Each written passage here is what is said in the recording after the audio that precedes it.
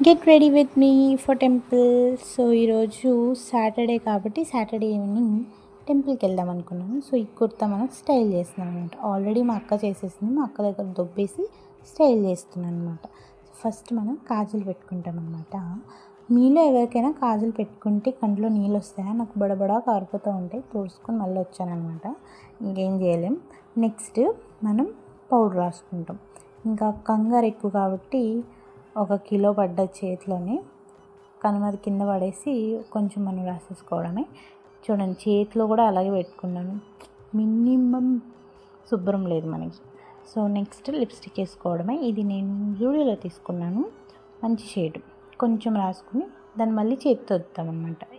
ఏదో మన దగ్గర దాంతో వద్దే ఎక్కువైపోద్ది, అందుకు లిప్స్టిక్ కూడా తెలియనంత రాసుకోవాలన్నమాట.